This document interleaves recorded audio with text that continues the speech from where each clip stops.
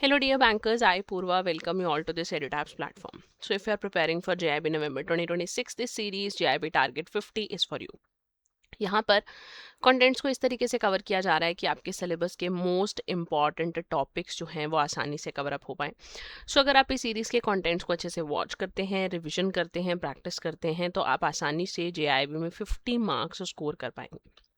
आज हमारा AFM में लेक्चर नंबर 35 है, which is about cost of capital. Examination में क्वेश्चन हर बार लगभग देखने को मिलता है हमारे को इस टॉपिक से. न्यूमेरिकल क्वेश्चंस भी आते हैं, तो आज हम थ्योरेटिकल न्यूमेरिकल दोनों ही एस्पेक्ट से इस टॉपिक को कवर अप करेंगे. आपकी एग्जाम प्रिपरेशन के लिए आपको एक स्ट्रक्चर्ड कोर्स की ज़रूरत है. अब स्ट्रक्चर्ड कोर्स जो एड्यूटैप ऑफर कर रहा है वो आपके लिए क्या है? That is the EduTap's master course, a complete full package course, one stop solution I would say. एक ऐसा कोर्स जहां पर आप अपनी सारी तैयारी बहुत डिटेल में बहुत अच्छे से कर सकते हैं. इस एडुटैप के मास्टर कोर्स में आपको क्या मिलेगा? आपको यहाँ मिलेंगी डिटेल्ड कंसेप्ट क्लासेस. कुछ 15-20 मिनट्स की आपकी क्लासेस रहेंगी ताकि आप अपने सिलेबस को आसानी से शॉर्ट इंटरवल्स में कवर अप कर पाएँ. लाइव क्रैश कोर्स का एक्सेस मिल जाएगा. यहाँ पर IIBF की बुक वाले कंसेप्ट नोट्स मिल जाएंगे, प्रीवियस ईयर क्वेश्चंस मिल जाएंगे सॉल्व बेसिस पर, चैप्टर वाइज और फुल लेंथ मॉक टेस्ट मिल जाएंगे. यानी कि कंटेंट प्रिपरेशन से लेकर रिविजन तक सब कुछ आपका यहाँ पर कवर अप हो जाएगा. तो ये जो मास्टर कोर्स है इसमें आप एक साथ इतना अमाउंट अगर इन्वेस्ट नहीं कर सकते, for that we have launched a 2-day demo course of this master course. यानी कि इस मास्टर कोर्स का एक्सेस आपको 2 दिन के लिए मिल जाएगा बाय जस्ट पेइंग ₹1. ₹1 की फ़ी पेमेंट से आप इस कोर्स का 2-day डेमो कोर्स ले सकते हैं. डेमो कोर्स से आपको एक इंसाइट मिल जाएगा कि कैसा मास्टर कोर्स दिखता है, क्या क्या फीचर्स अवेलेबल हैं, क्या टीचिंग स्टैंडर्ड्स फॉलो किए जाते हैं. तो जब आप इस डेमो कोर्स को देख लेंगे then you will make your final decision of buying the master course. So इस डेमो कोर्स का लिंक आपको डिस्क्रिप्शन में मिल जाएगा. तो डिस्क्रिप्शन में आप जो लिंक दिया उस पर क्लिक करेंगे तो आपके पास डायरेक्ट डेमो कोर्स का जो है ऑप्शन आ जाएगा. अभी बात करते हैं हमारे टॉपिक की. तो कॉस्ट ऑफ कैपिटल पर चलते हैं.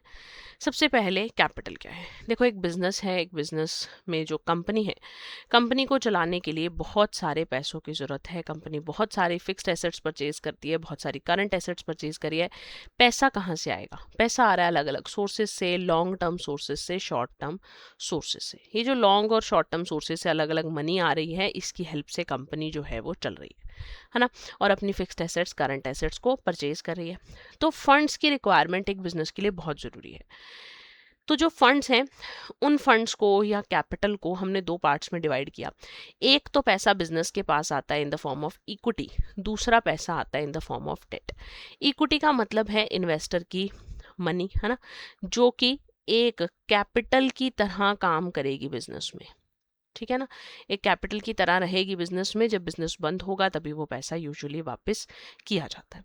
वेयर एज जो हमारे पास डेट होता है, ये हमारे पास क्या होता है? एक लोन होता है जो कि एक स्पेसिफाइड टाइम पीरियड के लिए इशू किया जाएगा, और जैसे वो टाइम पीरियड खत्म होगा लोन का पैसा वापस कर दिया जाएगा. तो इक्विटी में हमारे पास क्या क्या आता है? इक्विटी में आएगा ओनर की कैपिटल या पार्टनर की कैपिटल, इक्विटी प्रेफरेंस शेयर्स और retained profits. Whereas debts में हमारे पास लॉन्ग टर्म लोन्स आ जाएंगे, डिबेंचर्स आ जाएंगे और कॉर्पोरेट डिपॉजिट्स आ जाएंगे. ठीक है. अब कॉस्ट ऑफ कैपिटल क्या है? कॉस्ट ऑफ कैपिटल का मतलब है, देखिए, अलग अलग तरीके से बिजनेस में पैसा आ रहा है. जैसे अभी हमने पढ़ा, लॉन्ग टर्म क्रेडिटर्स पैसा दे रहे हैं बिजनेस में. देन आपके इक्विटी शेयर होल्डर्स हैं, इन्वेस्ट कर रहे हैं. प्रेफरेंस शेयर होल्डर्स इन्वेस्ट कर रहे हैं. अब ये लोग जो इन्वेस्टर्स हैं, ये बिजनेस में जो पैसा दे रहे हैं, इसका मतलब क्या है? ये इन्वेस्टर्स जो बिजनेस में पैसा दे रहे हैं, इसका मतलब है कि ये भी तो कुछ डिमांड कर रहे होंगे. ये इन्वेस्टर्स भी तो कोई रिटर्न डिमांड कर रहे होंगे, है ना. तो जो खर्चा एक बिजनेस को बियर करना पड़ता है अपने इन्वेस्टर्स की एक्सपेक्टेशंस को पूरा करने के लिए, वो बिजनेस के लिए क्या हो जाती है? वो बिजनेस के लिए कॉस्ट ऑफ कैपिटल हो जाती है. लॉन्ग टर्म क्रेडिटर है यानी जो लोन होल्डर्स हैं वो क्या चाहते हैं आपसे, वो चाहते हैं कि आप उन्हें, आपका बिजनेस उन्हें फिक्स्ड रिटर्न्स दे। बिजनेस की परफॉर्मेंस कैसी भी हो, बिजनेस प्रॉफिट्स में है, बिजनेस लॉसेस में है, इस बात से इनको कोई फर्क नहीं पड़ता। इन्होंने लोन की फॉर्म में पैसा दिया हुआ है तो ये उस लोन पर फिक्स्ड रिटर्न्स चाहते हैं।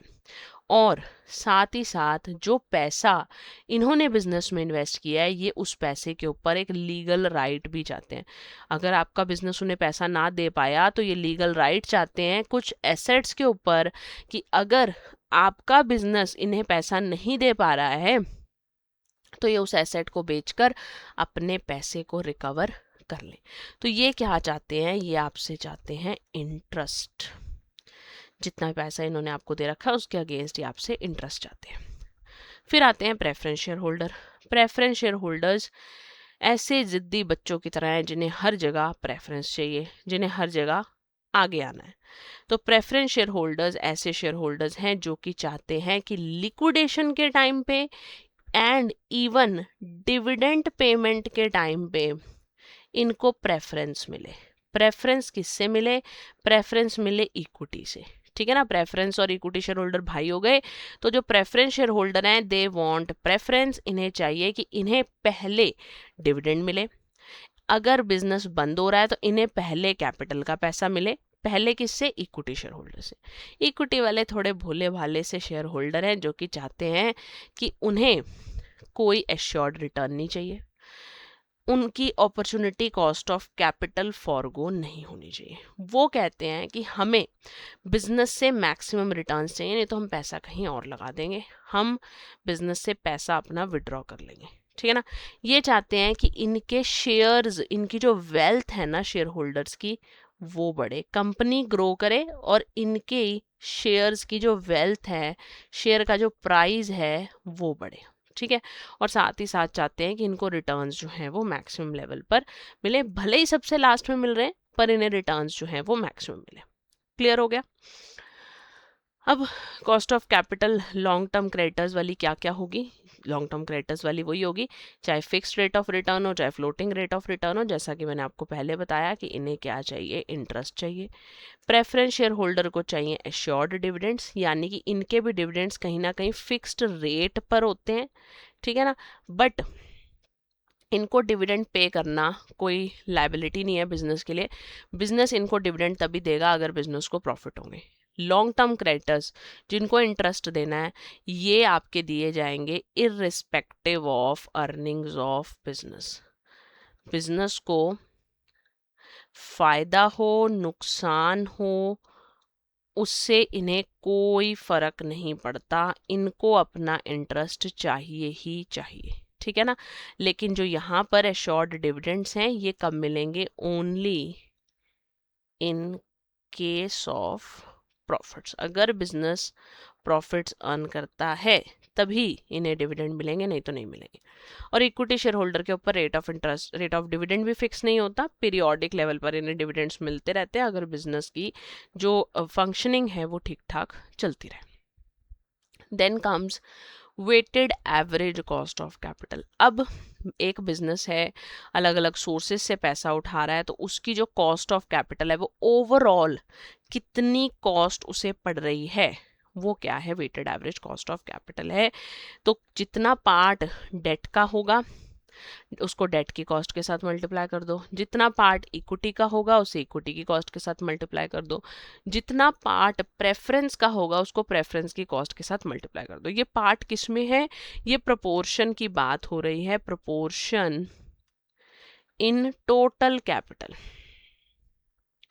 यही आपका फॉर्मूला रहेगा weighted average cost of capital का। तो जैसे अगर एक कंपनी की कैपिटल में 40% इक्विटी है, यानी प्रोपोर्शन ऑफ इक्विटी कितना है, प्रोपोर्शन ऑफ इक्विटी 40% है। अगर एक कंपनी की प्रेफरेंस शेयर्स 10% है, इसका मतलब प्रोपोर्शन ऑफ प्रेफरेंस शेयर्स कितना है, 10। और अगर डेट 50% है, इसका मतलब प्रोपोर्शन ऑफ डेट कितना है, 50% है। उसको उसकी कॉस्ट के साथ मल्टीप्लाई कर देंगे, बाद में प्लस कर देंगे, तो weighted average cost of capital आ जाएगी। क्वेश्चन कर लेते हैं, क्लैरिटी बन जाएगी। क्वेश्चन क्या है, कैपिटल स्ट्रक्चर आपको दिया हुआ है, 40% equity, 10% debt, 10% preference and 50% debt. Cost भी दी हुई है सबकी, 20% इक्विटी की कॉस्ट ऑफ कैपिटल है, 15% प्रेफरेंस की कॉस्ट ऑफ कैपिटल है और डेट की 10% है। WACC निकालना है, weighted average cost of capital. तो फॉर्मूला क्या था, देखो कॉस्ट को हम कैसे लिखते हैं, के से, है ना। के यहाँ पे साथ में आपके पास लेटर आ जाता है, E for equity, P for preference, D for debt, है ना। और ये जो है इसको प्रोपोर्शन लिख लेते हैं, मैं इसको पी से डिनोट करूँ, पी के साथ एक लेटर से। तो cost of equity into proportion of equity plus cost of preference into proportion of preference plus cost of debt into proportion of debt, यही फॉर्मूला हुआ। कॉस्ट ऑफ इक्विटी कितनी है, कॉस्ट ऑफ इक्विटी है 0.20, proportion of equity है 0.40, cost of preference 0.15, proportion of preference 0.10, cost of debt 0.10, proportion of debt 0.50। आप भी साथ साथ सॉल्व कर सकते हैं ताकि आपके भी कंसेप्ट जो हैं वो काफ़ी क्लियर हो जाए। तो ये 0.08 आ जाएगा, देन ये आपके पास आ जाएगा 0.015 एंड ये आपके पास आ जाएगा 0.05।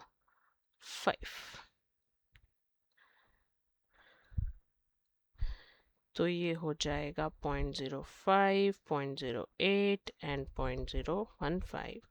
तो 14.5% जो है वो आपके पास क्या आ गया, weighted average cost of capital. इसको हम ओवरऑल कॉस्ट ऑफ कैपिटल भी कह देते हैं। ठीक है, आपको क्लैरिटी हुई। क्वेश्चन आ सकता है, हर एक जो हम यहाँ पर आज न्यूमेरिकल डिस्कस करेंगे उस तरीके के क्वेश्चंस जो हैं वो पेपर में आपको देखने को मिल सकते हैं।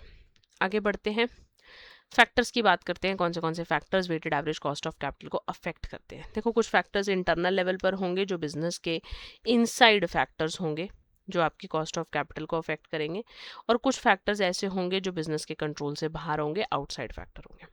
सबसे पहला फैक्टर आ गया कैपिटल स्ट्रक्चर की पॉलिसी, यानी कि बिजनेस की जो कैपिटल है उसमें इक्विटी का कितना प्रोपोर्शन है, उसमें प्रेफरेंस का कितना प्रोपोर्शन है, उसमें डेट का कितना प्रोपोर्शन है, उसके ऊपर डिपेंड करती है आपकी weighted average cost of capital क्या होगी। यूजुअली डेट को इशू किया जाता है ताकि इक्विटी आपको सस्ता पड़े, ठीक है ना, क्योंकि डेट के ऊपर आपको टैक्स का बेनिफिट मिल जाता है। तो कैपिटल स्ट्रक्चर की पॉलिसी बिजनेस की किस तरीके से है, कैसा प्रोपोर्शन है इक्विटी प्रेफरेंस डेट का, उसके बेसिस पर आपका कॉस्ट ऑफ कैपिटल जो weighted average cost of capital है वो अफेक्ट होती है। देन आती है बिजनेस की कैपिटल इन्वेस्टमेंट पॉलिसी, कि बिजनेस के पास जो फंड्स आ रहे हैं, बिजनेस उन फंड्स को कहाँ कहाँ इन्वेस्ट कर रहा है, किस तरीके से बिजनेस उस पैसे को इन्वेस्ट कर रहा है, वो बिजनेस की कैपिटल इन्वेस्टमेंट पॉलिसी है। अगर बिजनेस रिस्कियर इन्वेस्टमेंट कर रहा है ना, अगर बिजनेस रिस्कियर इन्वेस्टमेंट कर रहा है तो उसका रिजल्ट क्या होगा, उसका रिजल्ट होगा कि जो आपके इन्वेस्टर्स हैं, है ना, वो आपसे हाई रिटर्न्स जो हैं वो डिमांड करेंगे। लेकिन अगर आपका बिजनेस लेस रिस्कियर इन्वेस्टमेंट कर रहा है तो आपके इन्वेस्टर्स का पैसा सेफ है, वो आपसे कम रिटर्न्स जो हैं वो एक्सपेक्ट करेंगे। तो बिजनेस की कैपिटल इन्वेस्टमेंट पॉलिसी किस तरीके की है उसके ऊपर भी WACC डिपेंड करता है। फिर आ जाती है बिजनेस की डिविडेंड पॉलिसी। कैसी है डिविडेंड पॉलिसी का मतलब है कि बिजनेस के पास जब प्रॉफिट्स होते हैं तो बिजनेस प्रॉफिट्स, सारे प्रॉफिट्स शेयर होल्डर्स को नहीं दे देता, बिजनेस कुछ प्रॉफिट्स को रिटेन कर कर रखता है, फ्यूचर में इन्हीं प्रॉफिट से जो है वो बिजनेस अपने आप को ग्रो करता है, और कुछ पार्ट जो है वो डिविडेंड की फॉर्म में देता है to the equity share holders, to the preference share holders. तो डिविडेंड ज़्यादा अगर आप देते हो तो उस केस में आपकी कॉस्ट ऑफ कैपिटल कुछ और होगी, अगर आप डिविडेंड कम देते हो तो आपकी कॉस्ट ऑफ कैपिटल कुछ और होगी। फिर आ जाते हैं एक्सटर्नल फैक्टर्स, कि इंटरेस्ट रेट क्या चल रहा है मार्केट के अंदर। अगर मार्केट के अंदर ही इंटरेस्ट रेट जो है वो हाई चल रहा है तो आपसे भी तो इन्वेस्टर हाई डिमांड करेगा ना, आपसे भी तो आपका इन्वेस्टर हाई डिमांड्स करेगा। नहीं तो वो कहेगा मैं पैसा कहीं और लगा देता हूँ, मुझे कहीं और से रिटर्न ज़्यादा मिल रहे हैं, है ना। तो मार्केट रेट ऑफ इंटरेस्ट के हिसाब से ही आपका रेट ऑफ इंटरेस्ट सेटअप होगा, क्योंकि आप मार्केट के हिसाब से चलोगे। फिर आ जाता है रिस्क परसेप्शन, यानी मार्केट में आपके बिजनेस की इमेज कैसी है। मार्केट में अगर आपका बिजनेस रिस्कियर टर्म्स में देखा जाता है, आपके बिजनेस की क्रेडिट रेटिंग अच्छी नहीं है, या फिर आपका बिजनेस देखा जाता है कि इसका जो स्केल ऑफ ऑपरेशन है, जो इसका वर्किंग स्टाइल है, जो इसके प्रीवियस रिकॉर्ड्स हैं ना, उस हिसाब से बिजनेस रिस्की है। अगर ये बिजनेस कोई आपका बिजनेस रिस्की परसीव हो रहा है मार्केट में, इसका मतलब इन्वेस्टर कहेंगे कि पैसा लगा देंगे लेकिन पैसे के ऊपर रिटर्न्स ज़्यादा चाहिए हमारे को, है ना। तो रिस्क परसेप्शन के ऊपर भी रिटर्न्स जो हैं वो डिपेंड करते हैं। फिर कॉर्पोरेट और पर्सनल टैक्स रेट कैसे हैं, उन टैक्स रेट के ऊपर भी आपका WACC डिपेंड जो है वो करता है कि क्या टैक्स रेट चल रहा है। अब आ जाती है weighted marginal cost of capital. तो marginal cost of capital, marginal word जब भी आप पढ़ेंगे ना, मार्जिनल हमेशा एडिशनल की तरफ इशारा करता है, ठीक है ना। तो अगर आप एडिशनल कैपिटल रेस करते हो, उस एडिशनल कैपिटल को रेस करने का क्या खर्चा आ रहा है, वो आपके लिए क्या है, मार्जिनल कॉस्ट ऑफ कैपिटल होती है। जैसे जैसे कैपिटल हम रेस करते जाते हैं, इन्वेस्टर्स का रिस्क परसेप्शन बढ़ता जाता है, क्योंकि इन्वेस्टर को लगता है कि मेरा पैसा, मतलब बिजनेस की अर्निंग्स वैसी हैं, है ना, लेकिन बिजनेस की अर्निंग्स के ऊपर हक जमाने वाले कई लोग आ गए। तो इन्वेस्टर को लगता है कि मेरा पैसा मुझे आसानी से वापस नहीं मिलेगा। अगर इन्वेस्टर को ये लग रहा है कि उसका पैसा उसे आसानी से वापस नहीं मिलेगा, तो वो क्या डिमांड करेगा, वो डिमांड करेगा कि उसके रिक्वायर्ड जो उसका रेट ऑफ रिटर्न है वो भी क्या किया जाए, वो भी बढ़ाया जाए, है ना। तो एक पर्टिकुलर लेवल जिसके बाद हमारी कॉस्ट बढ़ जाएगी, उस पर्टिकुलर लेवल को हम क्या बोल देते हैं, उस पर्टिकुलर लेवल को हम ब्रेकिंग पॉइंट बोल देते हैं। मतलब एग्जाम्पल देखो कि कॉस्ट ऑफ डेट 10% थी, 100 लाख तक ये 10% है, लेकिन जैसे ही आप अपनी जो डेट है, डेट वाली इन्वेस्टमेंट्स है, आप उसको 100 लाख से ऊपर लेकर जाते हो, बियॉन्ड इस पॉइंट के लेकर जाते हो, तो आपकी कॉस्ट ऑफ डेट क्या बन जाती है, आपकी कॉस्ट ऑफ डेट बन जाती है 11%। 100 लाख तक 10%, 100 लाख से ऊपर अगर आप रेस करते हो तो कॉस्ट ऑफ डेट आपकी 10 की जगह क्या हो जाती है, 11 हो जाती है। तो 11 होने का मतलब क्या है, ये जो 100 लाख है ये क्या है, ये आपका ब्रेकिंग पॉइंट है, क्योंकि इस पॉइंट के बाद कॉस्ट ऑफ डेट जो है वो चेंज हो रही है। हर एक सोर्स, चाहे वो इक्विटी हो, चाहे वो डेट हो, चाहे वो प्रेफरेंस हो, सबके ब्रेकिंग पॉइंट्स अलग अलग होंगे, ठीक है ना। तो इसी की हेल्प से हम लोग जो है weighted marginal cost of capital जो है वो कैलकुलेट कर सकते हैं। आगे बढ़ते हैं, अब हम बात करते हैं अलग अलग कॉस्ट की। सबसे पहले बात करते हैं डेट कैपिटल की। जैसे मैंने आपको स्टार्टिंग में भी बताया कि डेट कैपिटल मतलब लोन्स, तो टर्म लोन्स आ गए। टर्म लोन्स क्या हैं, ऐसे लोन्स जो कि सेकेंडरी मार्केट में ट्रेड नहीं किए जाते हैं, इनके ऊपर रेट ऑफ इंटरेस्ट जो बैंक ने चार्ज किया वही इसके लिए क्या होगी, कॉस्ट ऑफ कैपिटल होगी। आपने एक बैंक से लोन लिया, 7% पे लोन लिया आपने, तो 7% क्या है, उस लोन की कॉस्ट ऑफ कैपिटल है। फिर आते हैं मेरे पास बॉन्ड्स और डिबेंचर्स, जिनको हम सेकेंडरी मार्केट में ट्रेड कर सकते हैं। इनके ऊपर जो भी रिटर्न होगा वो डिपेंड करेगा कि इन्वेस्टर्स क्या रिस्क परसेप्शन लेकर चल रहे हैं। इन्वेस्टर आपके बिजनेस को किस नज़रिए से देखते हैं, क्या आपका बिजनेस रिस्की है या नॉन रिस्की है, तो उस हिसाब से रिटर्न डिपेंड करेगी। और रिटर्न मार्केट के ऊपर भी डिपेंड करेगी कि मार्केट में रेट ऑफ रिटर्न क्या चल रहा है, उस हिसाब से आपसे भी उम्मीदें लगाई जाएंगी। और जो हम रेट ऑफ रिटर्न, जो हमारे पास YTM आता है, yield to maturity on bond आती है, वो हमारे लिए क्या हो जाती है, यहाँ पर यही हमारे लिए कॉस्ट ऑफ कैपिटल हो जाती है। तो कॉस्ट ऑफ डेट कैपिटल निकालने का फॉर्मूला यानी YTM निकालना, आपकी बुक इस फॉर्मूला को फॉलो कर रही है कि आपके पास क्या फॉर्मूला रहेगा, annual interest payment plus M stands for maturity value, मतलब आपका जो बॉन्ड है, जो आपका डेट है, वो कितने अमाउंट पर रिडीम होगा, वापस किया जाएगा। और P मतलब प्रेजेंट मार्केट वैल्यू, जो उसका आज रेट चल रहा है, ठीक है ना, जो उसका आज रेट चल रहा है, डिवाइडेड बाय N।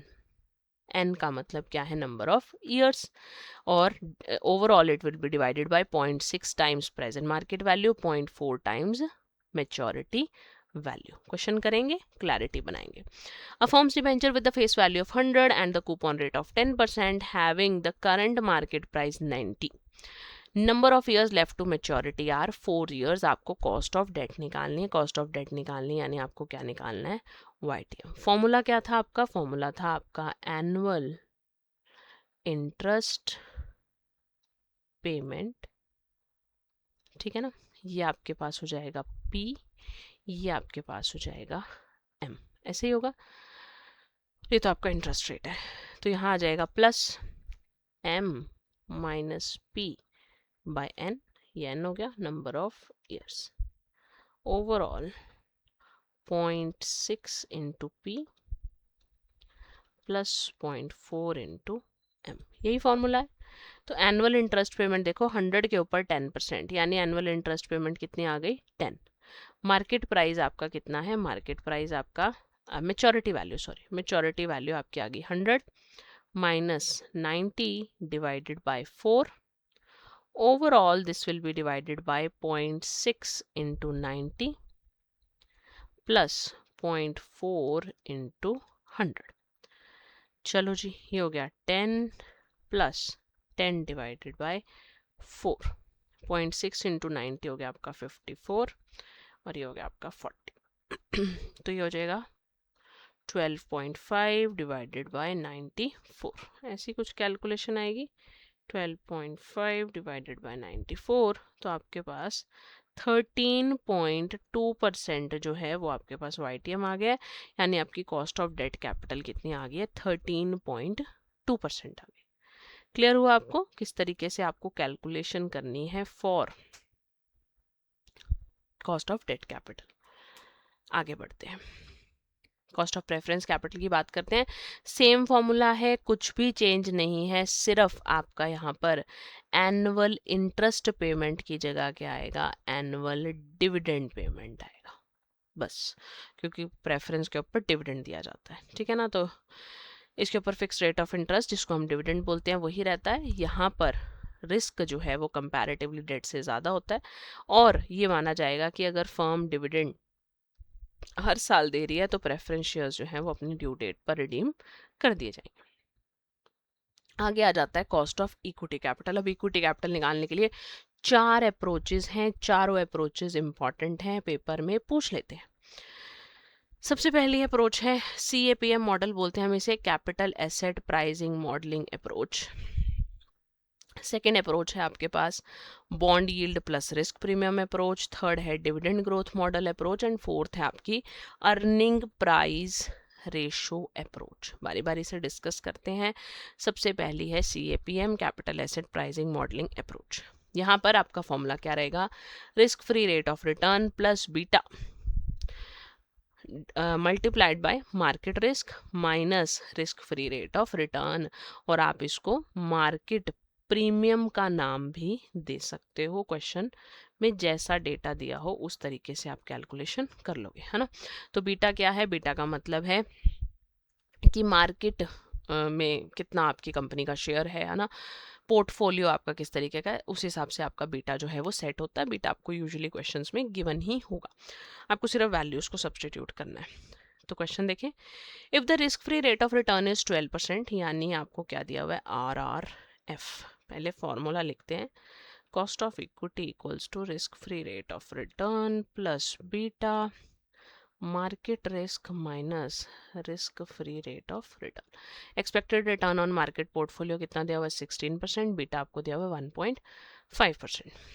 तो ये जगह 12% यानी 0.12, बीटा आपको दिया हुआ है 1.5, ये आपको दिया हुआ है 0.16 माइनस 0.12, 0.12 1.5 0.04, तो क्या आ जाएगा आपके पास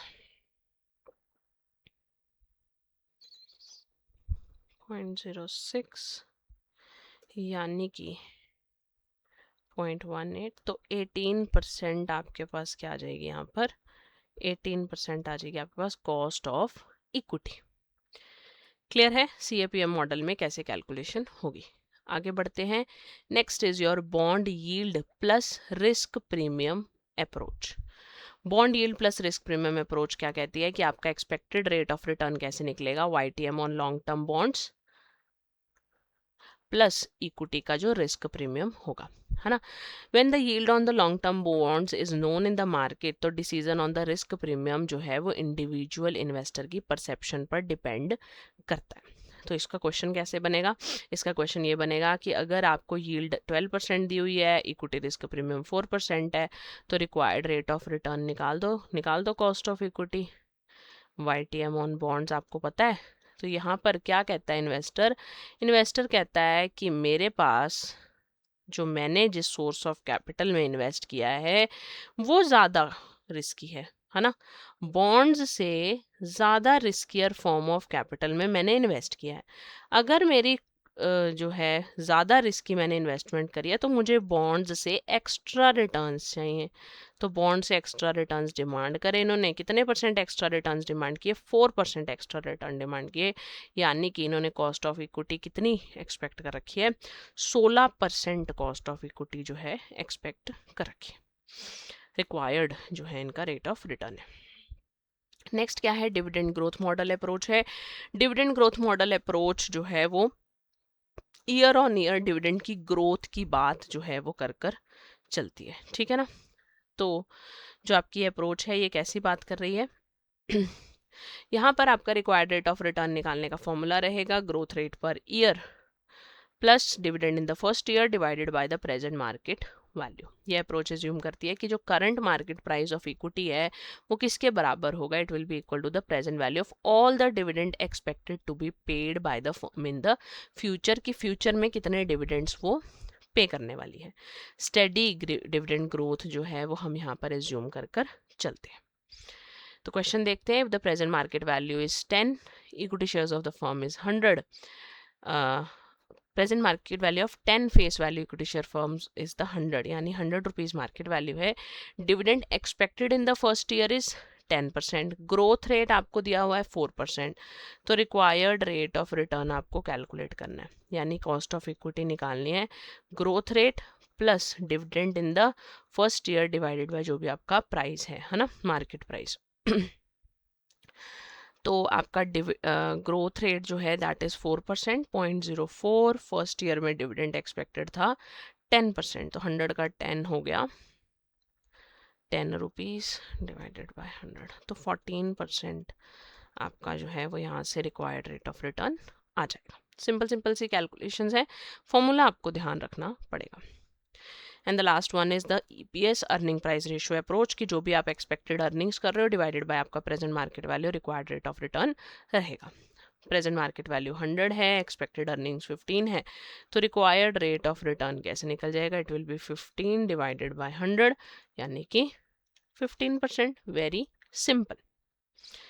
सो आज हमने काफ़ी कुछ सीख लिया है, हमने कैपिटल की बात की, फिर हमने अलग अलग कॉस्ट ऑफ कैपिटल की बात की, weighted average cost of capital की बात की, ये भी काफ़ी इंपॉर्टेंट है, पेपर में आता है, फैक्टर्स की बात की, मार्जिनल कॉस्ट ऑफ कैपिटल की बात की, अलग अलग कंपोनेंट्स पढ़े हमने, डेट की कैलकुलेशन हमने सीखी, इक्विटी की सीखी, प्रेफरेंस की सीखी, और इक्विटी में हमने जो है 4 फार्मूलाज किए। तो आप इन सभी फार्मूलाज को अच्छे से रिवाइज रिकॉल कर लो, एक फार्मूला जो है अपने पास नोट डाउन कर लो एक जगह पर, ताकि आप इन्हें रिवाइज करते रहो और पेपर में आप फार्मूला मत भूलो।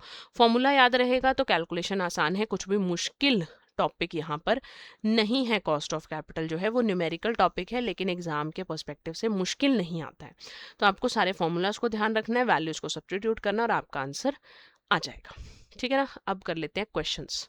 Question number 1 is company's capital structure consist of equity, preference and the debt.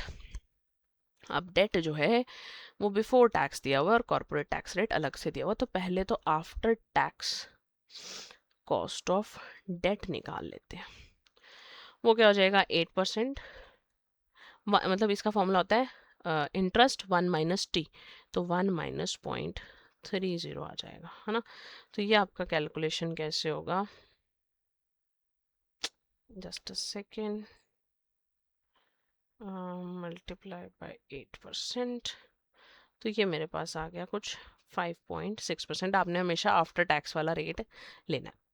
अब कैलकुलेशन करते हैं WACC की, which is cost of equity multiply proportion of equity, cost of debt multiply proportion of debt, cost of preference multiply proportion of preference। cost of equity कितनी है 0.15, 0.40, cost of debt अभी अभी हमने निकाल लिया 0.056, proportion of debt 0.40, cost of preference 0.10 into 0.20, तो ये हो जाएगी 0.06, 0.056, 0.0224 and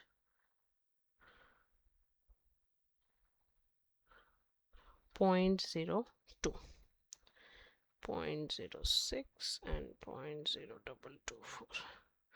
तो यहाँ पर कैलकुलेशन कर कर मेरा आंसर आ रहा है 10.24%, यानी ऑप्शन ए। क्लियर है? आगे बढ़ते हैं। याद रखेंगे cost of debt after tax वाली लेंगे। क्वेश्चन नंबर 2, आपको असर्शन रीजन बेस्ड क्वेश्चन दिया हुआ है। Cost of debt is usually lower than the cost of equity, और इंटरेस्ट ऑन डेट जो है वो टैक्स डिडक्टेबल है, तो डेट का खर्चा जो है हमें इक्विटी के कंपैरेटिवली सस्ता पड़ता है। तो बिल्कुल ठीक बात है, क्योंकि टैक्स का बेनिफिट मिल जाता है तो हमें सस्ता पड़ता है डेट इशू करना than the equity. Question number 3, company paid dividend of ₹10 last year. Dividend is expected to grow at 5%.